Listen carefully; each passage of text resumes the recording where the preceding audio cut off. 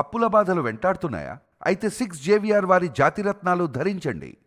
నమస్తే, welcome to మనం TV. నా పేరు వలి. ప్రస్తుతం నాతో పాటు ఉన్నారు ప్రముఖ రాజకీయ విశ్లేషకులు కృష్ణకుమారి గారు. వారితో మాట్లాడదాం. కృష్ణకుమారి గారు నమస్తే. మేడం నమస్తే. మేడం, దువ్వాడ శ్రీనివాస్ రచ్చ ఎలా కొనసాగుతుందో మనం చూస్తూ ఉన్నాం.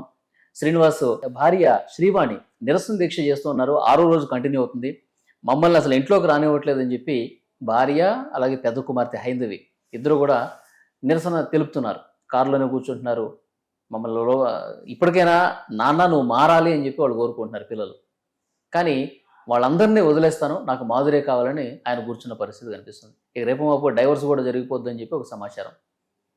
ప్రస్తుతం 2 కుటుంబాలు చర్చలు జరుగుతున్నాయంట. ఆస్తుల పంపకాలు ఏంటి, ఏం కథ ఏంటి, ఇదంతా జరుగుతుంది. ఎలా చూస్తారు మేడం ఈ వ్యవహారం అంతా? అంటే ఒక ఫ్యామిలీ కౌన్సిలర్గా చెప్పమంటారా, ఒక సోషల్ యాక్టివిస్ట్గా చెప్పమంటారా, లేకపోతే ఒక పొలిటికల్ అనలిస్ట్గా చెప్పమంటారా? ఇది ఒక ఫ్యామిలీ ఇష్యూ కాబట్టి మనం ఫ్యామిలీ కౌన్సిలర్గా సోషల్ యాక్టివిస్ట్గా చెప్పండి.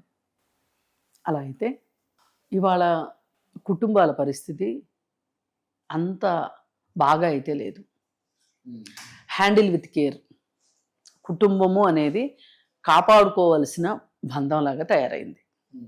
ఈ కాపాడుకోవాల్సిన బంధాన్ని ఎవరు కాపాడాలి? భార్యాభర్త ఇద్దరు కాపాడాలి. కాపాడుకోవాలి, కాపాడటం కాదు, కాపాడుకోవాలి. అలాగే అటువైపు పేరెంట్స్, ఇటువైపు పేరెంట్స్, పిల్లలుంటే పిల్లలు అందరూ కలిసికట్టుగా చేయాల్సిన పని తప్పితే ఇది ఏ ఒక్కరి వల్ల అయ్యేది కాదు. దురదృష్టవశాత్తు దువ్వాడ శ్రీను అనే రౌడీ సీను డే 1 నుంచి అతను అలాగే ఉన్నాడు. చాలా యాంబిషియస్ పర్సనాలిటీ దువ్వాడ శ్రీనిది. ఈ యాంబిషియస్ పర్సనాలిటీస్ ఉన్నవాళ్ళు చట్టాన్ని గౌరవించాలి అని అనుకోరు. Over ambition. అంటే యాంబిషన్ ప్రతి వాళ్ళకు ఉంటుంది. ఎలా ఉండాలి ఆ యాంబిషన్ అనేది అంటే మన తెలివితేటలకు తగ్గట్లుగా ఉండాలి, మన పరిస్థితులకు తగ్గట్లుగా ఉండాలి, చట్టబద్ధంగా ఉండాలి, న్యాయబద్ధంగా ఉండాలి. ఇలా ఉన్నప్పుడు నీ యాంబిషను నిన్ను బాగా పైకి హిమాలయాలంత ఎత్తుకు తీసుకెళ్ళలేకపోవచ్చు, కానీ నిన్ను నీ చుట్టూ ఉన్న వాళ్ళకంటే ఒకంత మంచిగా అయితే మట్టుకు నువ్వు ఉండే పరిస్థితి ఉంటుంది. కానీ దురదృష్టవశాత్తు దువ్వాడ సీను లాంటి క్యారెక్టర్ ఉన్నవాళ్ళు, అంటే అతని మనస్తత్వంలోనే ఒక లోపం ఉందని చెప్పొచ్చు. అతను చిన్నప్పటి నుంచి కూడా ఒక దుందుడుకు మనస్తత్వంతో, చాలా తెలివితేటలతోటి చురుకుగా ఉన్న అబ్బాయి. ఆ అబ్బాయి కాస్త పెరిగి పైకి వచ్చిన తర్వాత నాకు రాజకీయాలు సరైన ప్లేస్ అని డిసైడ్ అయ్యాడు. లా చదువుకుని రాజకీయాల్లోకి రావాలనుకున్నాడు. కరెక్ట్గా అదే టైంలో ఒక రాజకీయ నేపథ్యం ఉన్న చుట్టాల అమ్మాయి కనిపించింది. సరే మాట కలిసింది, ఇష్టపడ్డారు ఇద్దరు. ఇంట్లో వాళ్ళు ఒప్పుకోరు. వాణిని ఇన్వైట్ చేసినట్టు కదా, భార్యని ఇన్వైట్ చేసినట్టు రాజకీయాల్లోకి మాధురిని. అసలు నేను చెప్తుంది వాణి గురించి. స్టార్టింగ్ వాళ్ళిద్దరు కూడా ప్రేమించి ఇంట్లోంచి వెళ్ళిపోయి పెళ్లి చేసుకున్నారు. ఆ అమ్మాయి తల్లిదండ్రులకి ఇష్టం లేదు, వాణి తల్లిదండ్రులకి. కానీ సరే ఎలాగో పెళ్లి చేసుకున్నారు కదా, ఇంకెందుకు మాట్లాడటం అని. వాళ్ళు ఎందుకు వద్దన్నారు? చుట్టాలైనప్పటికీ వీళ్ళకి ఆస్తులు లేవు కాబట్టి, కుటుంబ నేపథ్యం సరిగా లేదు కాబట్టి దువ్వాడసింది. అలా అతను అత్తగారు మామగారి ఆస్తులతోటి, భార్య తరఫు నుంచి వచ్చిన ఆస్తులతోటి అతను ఎదుగుతూ రాజకీయాల్లో ఖర్చు పెట్టుకుంటూ, రాజకీయాల్లో ఇప్పటికీ 3 ప్రత్యక్ష ఎన్నికల్లో పాల్గొని 3 సార్లు పరాజయం పొంది చివరికి 3 పార్టీలు మారి, మొదట కాంగ్రెస్, తర్వాత ప్రజారాజ్యం, ఆ తర్వాత వైఎస్ఆర్ పార్టీ చేరి వైఎస్ఆర్ పార్టీలో కూడా మొన్న కూడా ఎంపీగా ఓడిపోతే అంతకంటే ముందు ఎమ్మెల్సీ ఇచ్చారు జగన్మోహన్ రెడ్డి. అయితే ఈ మొత్తంలో చూసుకుంటే అతను ఒకవేళ ఓడిపోయినా కానీ అతనుకి ఏదైతే లక్ష్యం ఉందో రాజకీయాల్లో పైకి వెళ్ళాలి అనే లక్ష్యాన్ని మట్టుకు అతను వదులుకోలే. మొండిగా మూర్ఖంగా వెళ్తూ వచ్చాడు. అలాగే తనకున్న రౌడీ మనస్తత్వంతో, తనకున్న అవకాశాలు, అంటే ఏ రోజు రాజకీయాల్లో గెలవకపోయినప్పటికీ కూడా వ్యాపారాలు చేస్తూ డబ్బులు బాగా సంపాదించి ఇక చివరికి వైసీపీ పార్టీలోకి వచ్చిన తర్వాత వైసీపీ పార్టీలో ఇలాంటి వాళ్ళే కావాలి ఆ పార్టీకి. ఇప్పుడు ఎవరినంటే వాళ్ళని, ఏదంటే అది మాట్లాడగలిగిన వాళ్ళు, సొంత ప్రయోజనాలే అత్యుత్తమమని నమ్మేవాళ్ళు, మరి జగన్మోహన్ రెడ్డి అదే కదా, కక్ష కోసము ద్వేషంతోనూ ఇగోతోనూ పెట్టిన పార్టీ అది, వైఎస్ఆర్ పార్టీ పునాది అది. అలాంటి వాళ్ళే అందరూ వచ్చి చేరారు. ఆ రోజు కాంగ్రెస్ పార్టీకి గడ్డు కాలం, కాంగ్రెస్ పార్టీ వాళ్ళందరూ వచ్చి చేరారు.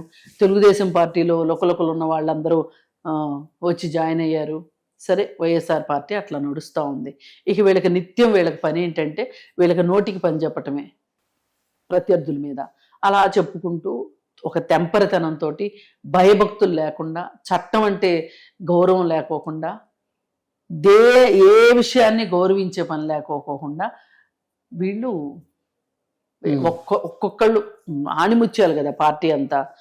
కొడాలి నాని కావచ్చు, వల్లభనేని వంశీ కావచ్చు, అవంతి శ్రీనివాస్ కావచ్చు, గోరంట్ల మాధవ్ కావచ్చు, అనిల్ కుమార్ యాదవ్ కావచ్చు, అంబటి రాంబాబు కావచ్చు, జోగి రమేష్ కావచ్చు, అందరూ అన్ని ఆణిముత్యాలు. నోరు తెరిస్తే పరమభూతులు. వీళ్ళకి భయము భక్తి లేదు. అలాగే వాళ్ళ స్పీకర్ కూడా అంతే, శ్రీకాకుళం తమ్మినేని సీతారాము. ఇట్లా ఉన్న పరిస్థితుల్లో ఇతను గెలిచినా గెలవకపోయినా పార్టీల మట్టుకు బాగానే రాణించాడు.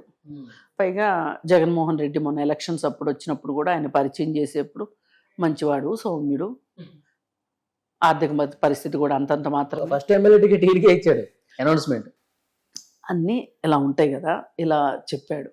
అయితే అంతకంటే ముందు రాజకీయ నేపథ్యం ఉన్న కుటుంబం కదా వాణిది. అయితే ఆమెకేమనిపించిందంటే అసలు నేనెందుకు ప్రత్యక్ష రాజకీయాల్లోకి రాకూడదు అనిపించి ఆవిడ పోటీ చేయాలని, రాజకీయాల్లో రాణించాలి అనుకుంది.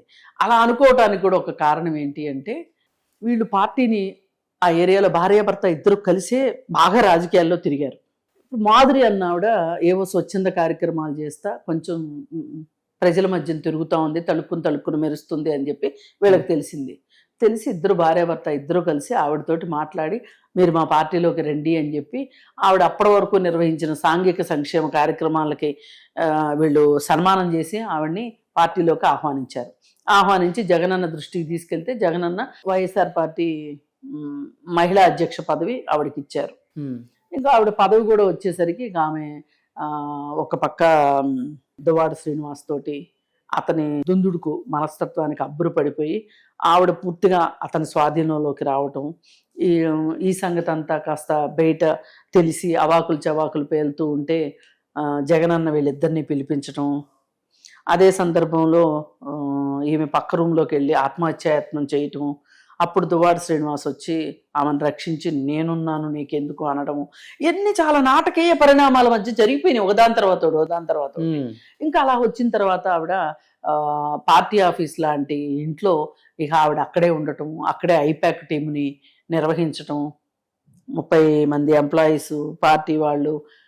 సరే, ఇలా వీళ్ళిద్దరూ బాగా దగ్గర అయిపోయిన సంగతి లోకం కోడేకి వస్తుంటే వానికి కోపం వచ్చేసింది.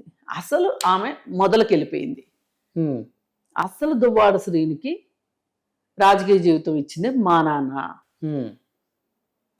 అలాంటిది ఏదైనా ఉంటే ఆయన పక్కన రాజకీయాల్లో నేను ఉండాలి కానీ మాధురి ఉండటం ఏంటి అనే ఒక బాధ ఆవిడకి వచ్చి ఇంట్లో గొడవలు.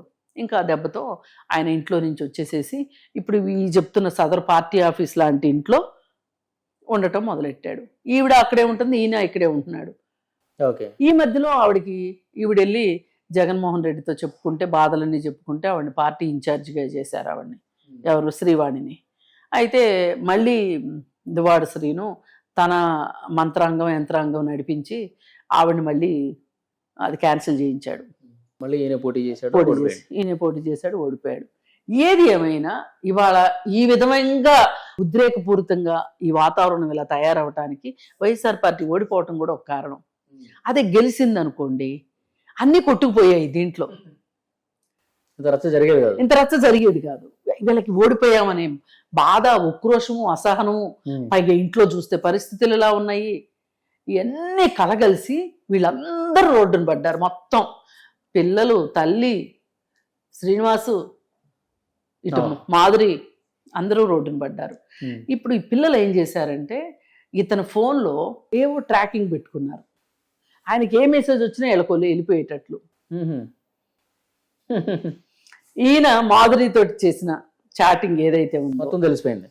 ఆమె ఈయనకి చేసిన ఈయన ఆమెకి చేసిన చాటింగ్ మొత్తం వచ్చేసేటట్లు టెక్నాలజీ ఉంది కదా, అందులో ఇప్పుడు పిల్లలు బాగా టెక్నాలజీ, చదువుకున్న ఇద్దరు డాక్టర్లు, వాళ్ళు డాక్టర్లు బాగా టెక్నాలజీని వాడుతున్నారు. చాలా మంది భార్యలు కూడా భర్తల మీద ఇలాగే టెక్నాలజీ వాడుతున్నారు. కొంతమంది భర్తలు కూడా భార్యల మీద టెక్నాలజీ వాడుతున్నారు. నాకు ఫ్యామిలీ కౌన్సిలింగ్ లో ఇవన్నీ ఎదురవుతా ఉంటాయి. అసలు మీరు ఎట్లా చెప్పగలుగుతున్నారు, మీకు ఎట్లా తెలుసు అని అంటే వాళ్ళు చెప్తారు ఎట్లా అని చెప్తే, మరి ఇప్పుడు అతను రైట్ టు ప్రైవసీ కింద అతను కేసు పెడితే నీకు ప్రాబ్లం అవుతుంది కదా అని ఒక భార్యని అడిగితే పెట్టడండి అంది. అట్లెట్లా చెప్తున్నావు అమ్మా అన్న. అంటే ఎంత స్పీడ్గా ఉన్నారో చూడండి యంగ్ జనరేషన్. ఇప్పుడు అతనికి వేరే వాళ్ళతో సంబంధం ఉంది అని ఆయనే చెప్పుకున్నట్టు అవుద్ది కదా పోలీసులకి, అందుకని ఆయన పెట్టడం. ఇట్లా ఉన్నాయి. వీళ్ళు కూడా అలానే ఏదో చేశారు మొత్తానికి టెక్నాలజీ ద్వారా దొంగని. కానీ మాధురి ఏం చెప్తున్నారు, ఆమె ఏమన్నా చెప్పనివ్వండి, ఆమె ఏమన్నా చెప్పనివ్వండి, ఆమె కూడా తెలిసి తెలియకుండా గైడెన్స్ లేకోకుండా మొదటి 4-3 ఇంటర్వ్యూల్లో ఆవిడ జీవితాన్ని ఆవిడే రోడ్డు మీద పెట్టుకుంది. వాణి ఎంత రోడ్డు మీద పెట్టిందో ఆవిడ కూడా ఆవిడ జీవితాన్ని రోడ్డు మీద పెట్టుకుంది. ప్రెస్ అడిగిన ప్రశ్నలకి ఏమో మీ బంధం రేపు ఏమవబోతుందంటే ఏమైనా అవ్వచ్చు అని చాలా మామూలుగా. అంటే సమాజం ఏమనుకుంటుంది అంటే ఇక్కడ గమనిస్తే మనకు అర్థమయ్యేది ఏంటంటే శ్రీనివాస్ లక్షణాల్లో సగం లక్షణాలు ఈవిడికి కూడా ఉన్నాయి మాధురికి. అందుకే వాళ్ళిద్దరికీ సింక్ అయింది, సింక్ అయింది. ఎందుకంటే ఇవాళ ఆ రీల్స్ చేయడం కావచ్చు, డాన్స్ టీచర్ అంటారు కావచ్చండి. రాజకీయాల్లో ఉండేవాళ్ళు కొన్ని పరిధులు పరిమితులు ఉంటాయి. ఆమె వాటన్నిటినీ దాటేసి ఆమె ఇష్టారాజ్యంగా ఆవిడ బిహేవ్ చేసింది. శ్రీనివాసు ఇక మొదటి నుంచి అంతేననుకోండి. ఏది ఏమైనా వీళ్ళకి వ్యక్తిగత క్రమశిక్షణ లేదు అనేది అర్థమవుతుంది ఇక్కడ. మనం ఒక రాజకీయాల్లో ఉన్నాము అంటే రాజకీయాలులో మనం ఒకరికి అంటే ప్రజలకి మనం ఆదర్శంగా ఉండాలి. మాధురి భర్త మాట్లాడింది విన్నారా మేడం మీరు? విన్నాను. ఆయన చాలా పాజిటివ్ గా రియాక్ట్ అవుతున్నారు. అవును, ఆయన పాజిటివ్ గా రియాక్ట్ అవడానికి ముందు ఇంకొకటి జరిగింది. సరే ఈ గలాట అంతా జరుగుతుంది, ఆ పిల్లలు వచ్చారు, తండ్రితో మాట్లాడాలనుకున్నారు, అది కూడా చాలా నాటకీయ పరిణామాల మధ్య అంతా గందరగోళం జరిగింది. అదంతా నడుస్తూ ఉంది. నడుస్తున్న టైంలో ఈవిడ క్యారెక్టర్ గురించి, మాధురి క్యారెక్టర్ గురించి శ్రీవాణి కావచ్చు, శ్రీవాణి పిల్లలు కావచ్చు, కొంచెం నిబంధనల్ని అతిక్రమించి పరిమితులు దాటి మాట్లాడారు. DNA టెస్ట్ అవి అవసరం లేదు కదా, అవసరం లేదు. ఆమె క్యారెక్టర్ గురించి 10 మందితో పోయి ఆవిడని క్యారెక్టర్లెస్ లేడీ అని, పిల్లలు కూడా అలాగే మాట్లాడారు, తల్లి అలాగే మాట్లాడింది. దాంతో ఈమె మనస్తాపం చెంది నేను చచ్చిపోబోతున్నాను, చచ్చిపోవాలనే అని ఎప్పుడు చెప్పింది. ఈమె యాక్సిడెంట్ అయితే ఈమె యాక్సిడెంట్ చేసింది, అయిపోయిన తర్వాత ఈమె చెప్పేది ఏంటంటే నేను కావాలని యాక్సిడెంట్ చేశానని చెప్తుంది. అంటే నేను చచ్చిపోవాలని డిసైడ్ అయ్యాను, నా చావుకి దువ్వాడ శ్రీవాణే కారణము అని చెప్తుంది. కావాలని చేసేదాన్ని యాక్సిడెంట్ అనరు, హత్యా ప్రయత్నం అంటారు. ఇప్పుడు ఆ ముందు వెహికల్లో గనక ఎవరన్నా ప్రాణాపాయ స్థితిలో ఉంటే ఈవిడి పైన హత్యా నేరం వచ్చి ఉండేది. సరే ఇదంతా అయిపోయింది. హాస్పిటల్ నుంచి కోలుకోగానే ఆవిడ ఇంటర్వ్యూల మీద ఇంటర్వ్యూలు ఇస్తూ, ఆ ఇంటర్వ్యూల్లో కూడా విరహగీతాలు పాడుతూ ఉంది అంటే, ప్రేమ సందేశాలు పంపిస్తుంది అంటే, ఒకంత అంటే మనం ఒక నిర్ణయానికి రాలేని పరిస్థితిని కల్పిస్తుంది ఆవిడ. సరే ఇంత అయిపోయిన తర్వాత ఇప్పటి వరకు ఆవిడ ఏం చెప్పుకుంటా వచ్చింది, నాకు డివోర్స్ కాలేదు, శ్రీనివాస్ గారికి డివోర్స్ కాలేదు, కానీ మేము స్నేహితులం, మేము చాలా మంచి స్నేహితులమి. ఆయన ఫ్యామిలీని వదిలేసుకుని రావడానికి సిద్ధపడుతున్నాడు. ఇవేం చెప్తుంది, మా భర్త బయట ఉన్నారు, వస్తున్నారు, వచ్చిన తర్వాత ఆయన ఏమంటాడో చూద్దాం. అట్లా కాదు, మేమిద్దరం ఒకే ఇంట్లో ఉంటున్నాం, స్నేహితులమి, నాకు డివోర్స్ కాలేదు, ఆయనకి డివోర్స్ కాలేదు అనే మాట ఈవిడ నోట్లోంచి ఎందుకు వచ్చింది? అసలు డివోర్స్ లో మాట ఎందుకు వస్తుంది అంటే, డివోర్స్ అయిన తర్వాత ఏం చెయ్యాలనేది వీళ్ళు ఆల్రెడీ ప్లాన్ చేసుకుంటేనే ఆ మాట వస్తుంది. ఇప్పుడు హత్య చేయాలి అనుకుంటేనే కదా ప్రయత్నాలు చేసేది, ఇలా చేయరు కదండి. అలా మాట్లాడారు. మాట్లాడిన తర్వాత నాకు డివోర్స్ కాలేదు, పైగా ఈవిడ గురించి వస్తున్న వార్త ఏంటి అంటే భర్త ఎక్కడో వేరే దేశంలో ఉన్నారు, అమెరికాలో ఉన్నారు, 3 పిల్లలు, ఆ 3 పిల్లలు ఇండియాలో ఉన్నారు. సరే ఈవిడ మా ఇద్దరికి సరిపడట్లేదు కాబట్టి విడాకులు కావాలి అంటే అందరూ కలిసి కొంచెం సర్ది చెప్పారు. అయినప్పటికీ కుదుట పడకపోతే విడాకుల కోసం పావులు గదులుతున్నాయి అన్నట్లుగా మాట్లాడారు. ఇలాంటి పరిస్థితుల్లో అసలు చాలా ఆశ్చర్యంగా ఏదో మండు వేసవిలో వర్షం పడినట్లు భర్త వచ్చేసాడు. వచ్చేసి ఫోన్లో ఆయన ఏం చెప్తున్నాడంటే, ఎవరెన్ని మాట్లాడినా నేను నా భార్యని వదులుకోవటానికి సిద్ధంగా లేను, నేనేం రాముణ్ణి కాదు ఊర్లో వాళ్ళ మాటలేని భార్యని అనుమానించడానికి, నా భార్య మీద నాకు చాలా నమ్మకం ఉంది అని ఆయన చెప్తున్నాడు. పైగా రాజకీయంగా తను చాలా ఎదుగుతుంది, అది ఓర్చుకోలేని వాళ్ళే ఇలాంటి ప్రచారాలు చేస్తున్నారు అని. ఈవిడేమో ఇంకా సంవత్సరం నుంచి సరిగ్గా మాట్లాడలేవని చెప్తున్నారు. సరే ఈవిడేమో భర్త అలా మాట్లాడాడు, ఈవిడేమో ఇంటర్వ్యూ సాక్షిగా విరహ గీతాలు పాడుతుంది దువ్వాడ శ్రీనివాస్ కోసం. ఇవన్నీ చూస్తే ఏ భార్యకైనా సరే కడుపు మండకామాందు, కేసులు పెట్టకామానరు. కాకపోతే ఇలాంటి పరిస్థితి ఎవరికున్నా సరే మనం ఇద్దరు కూర్చుని మాట్లాడుకోవటానికి అవలా, ఒక 10 మంది కూర్చుని చర్చించుకుని ఒక నిర్ణయానికి రావడానికి కుదరలా. అప్పుడు మనం వెళ్ళవలసింది ఎవరి దగ్గరికి అంటే చట్టం దగ్గరికి. అంతేగాని ఇలా రోడ్డులను పట్టడం మట్టు కరెక్ట్ కాదు. ఇప్పుడు కొన్నిసార్లు నేను చూస్తూ ఉంటాను, వివాహేతర సంబంధాలు ఉన్నాయని చెప్పి నా భర్త పలానా ఆవిడింట్లో ఉన్నాడు అని చెప్పి ఈ భార్య అక్కడ ఉన్నది కరెక్ట్గా తెలుసుకుని అక్కడికి వెళ్ళి భర్తనేమనదు అంత తొందరగా, ఆ అమ్మాయి మీద పడుతుంది. ఆ అమ్మాయిని కొట్టడము తిట్టడము అవన్నీ చేస్తూ ఉంటారు. అవన్నీ అనాగరిక చర్యలు. అసలు మీ భర్తే సరైనోడైతే, మీ బంగారమే మంచిదైతే వాళ్ళని ఎవరినో అనాల్సిన అవసరం ఏంటి? ఆ అమ్మాయికి తెలుసో లేదో, నీ భర్తకైతే తెలుసు కదా పెళ్ళయిందని. ఇప్పుడు మాధురికైతే తెలుసు, కానీ కొన్ని కేసుల్లో పెళ్ళయి భార్యను ఒకవైపు హైదరాబాద్ లాంటి పెద్ద నగరాల్లో ఒకవైపు ఉంచి ఇంకొక వైపుకి వెళ్ళి నాకు పెళ్లి కాలేదు అని పెళ్లి చేసుకుంటే పట్టుకోవడం చాలా కష్టం. అప్పుడు మోసం చేసింది ఎవరవుతారు? ఆ అమ్మాయి కాదు శిక్షార్హురాలు, ఇతను. ఇప్పుడు భార్య ఎవరి మీద కేసు పెట్టాలి? ఆ మహిళ మీద కేసు పెడితే కుదరదు, భర్త మీద పెట్టాలి కేసు. అవును, ఆమెకు తెలీదు. తెలిసి చేసుకునే వాళ్ళు కూడా కొంతమంది ఉంటారు, అది వేరే విషయం. కానీ ఇక్కడ ఏది ఏమైనా ఈ కేసు మొత్తంలో దువ్వాడ శ్రీనివాస్తే తప్పు మొదటిగా. అయితే ఈ వచ్చిన సమస్యని ఎలా పరిష్కరించుకోవాలో తెలియక కానీ ఉద్రేకాల నడుము కావచ్చు, లేకపోతే ఉద్వేగాల నడుము కావచ్చు, వీళ్ళు తీసుకున్న చర్యలు కరెక్ట్గా లేవు. అలాగే మాధురి కూడా సరే తప్పులు పొరపాట్లు జీవితంలో ఎవరైనా చేస్తారు, కానీ తప్పులు పొరపాట్లు సరిదిద్దుకునే అవకాశం కూడా మనకే ఉంటుంది. ఆ అవకాశం కూడా తీసుకోకుండా తను ఈ రోజుకి దువ్వాడ శ్రీను పేరే జపిస్తా ఉంది అంటే, మరి పైగా ఆమె భర్త ఏమో ఈమె కోసం కలవరిస్తుంటే ఈమెమో దువ్వాడ శ్రీనివాస్ కోసం కలవరిస్తుంది. ఇప్పుడు ఈ రామాయణంలో పెడకల వేటలాగా ఈ ఫ్యామిలీ స్టోరీలో రాజకీయం వచ్చి చేరటం, ఈ రాజకీయం చూసుకుని వీళ్ళు జీవితాలను నాశనం చేసుకోవటం.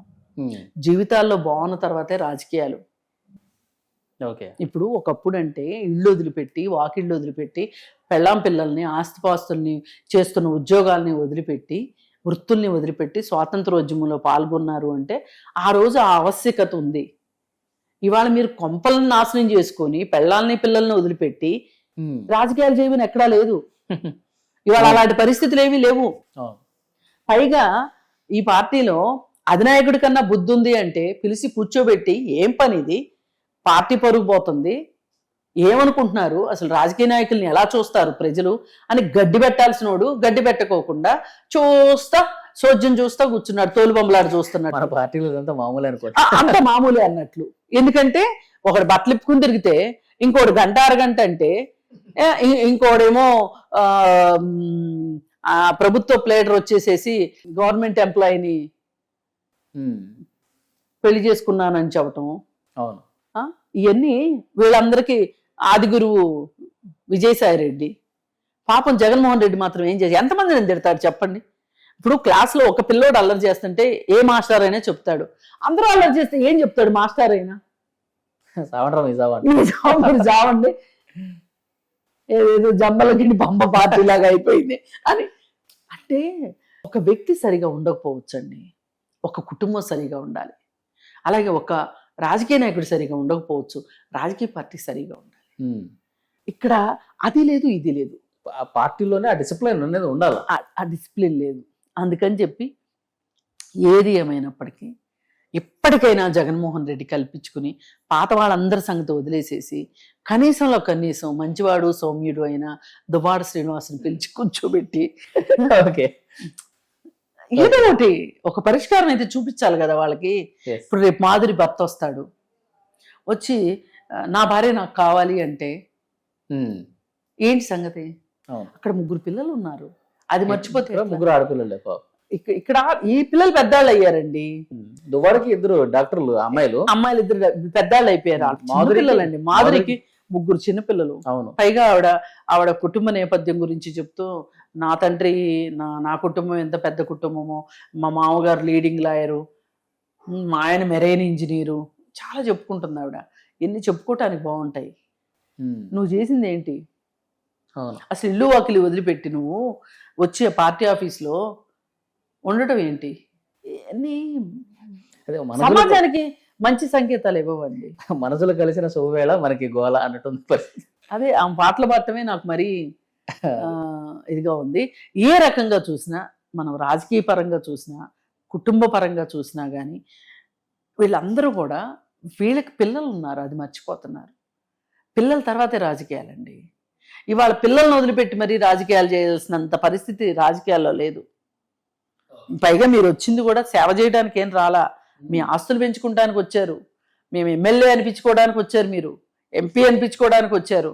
మీరు చేస్తుందే అది మీ వ్యాపారాలు కాపాడుకోవటానికి. ఇప్పుడు జగన్మోహన్ రెడ్డి పార్టీ ఎందుకు పెట్టాడండి? అన్ని మళ్ళీ లింక్ ప్రజాసేవ కోసం కదా, ప్రజాసేవ కోసం కాదు. ఆయన కాంగ్రెస్ పార్టీ ఆయన్ని ముఖ్యమంత్రిని చేయలేదు కాబట్టి ఆ కక్ష కొద్దీ కాంగ్రెస్ పార్టీ మీద కక్ష తీర్చుకోవటం కోసం పార్టీ పెట్టాడు ఆయన. అలాగే వాళ్ళ నాన్న అధికారంతో సంపాదించిన ఆస్తులను కాపాడుకోవడానికి పార్టీ పెట్టాడు. అలాగే ఆయన మీద ఉన్న కేసుల నుంచి తప్పించుకోవటానికి ఒక షెల్టర్ కావాల్సి వచ్చి ఆయన పార్టీ పెట్టాడు. అలాగే ఆయన ఉద్దేశాలు అవి కాబట్టి ఇలాంటి ఉద్దేశాలు ఉన్నోళ్ళందరూ వచ్చి ఇందులో చేరారు. అందరూ ఆస్తులు కాపాడుకోవటానికే వచ్చింది.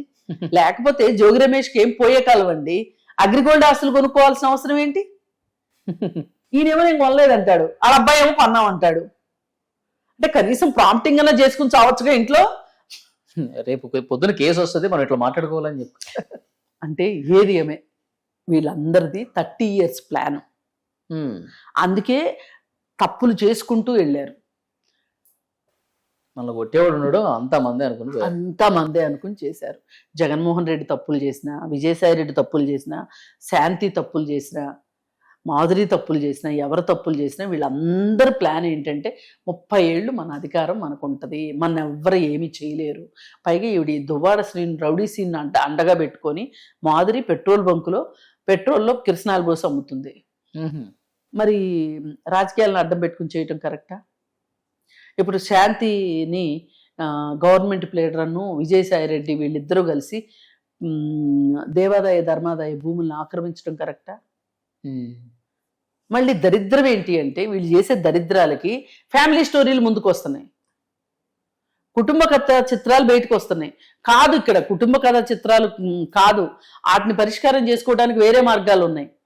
కానీ అసలు పరిష్కారం చేయాల్సింది ఏంటి అంటే ప్రజల నోట్లో గడ్డలు కొడుతున్నారు వీళ్ళు. దేవాదాయ ధర్మాదాయ భూములు అంటే దేవుడు భూములని కాదు, అవి ప్రజల భూములు అవి. ఓకే. అలాగే ఈమె పెట్రోల్లో కిరోసిన్ పోసి అమ్మితే నష్టపోయేది ఎవరు? ప్రజలు. అందుకని ఇలా ఏ రకంగా చూసినా సరే వీళ్ళు రాజకీయ నాయకులైంది ప్రజల్ని పీడించడానికి. అంతే. వీళ్ళు కుటుంబాలని సరిదిద్దుకోలేక, ప్రజలకి సేవ చేయక వీరెందుకు రాజకీయాల్లోకి వచ్చారు? వీరెందుకు పెళ్లిళ్ళు చేసుకుని ఉన్నారు? అక్కడ న్యాయం చేయట్లే, ఇక్కడ న్యాయం చేయట్లా, మొత్తం నాశనం చేస్తున్నారు. మొత్తం నాశనం చేస్తున్నారు. చూద్దాం మేడం, దువ్వాడ ఎపిసోడ్కి ఎక్కడ ఎండ్ కార్డ్ పడుతుందో చూద్దాం. Thank you very much. Thank you.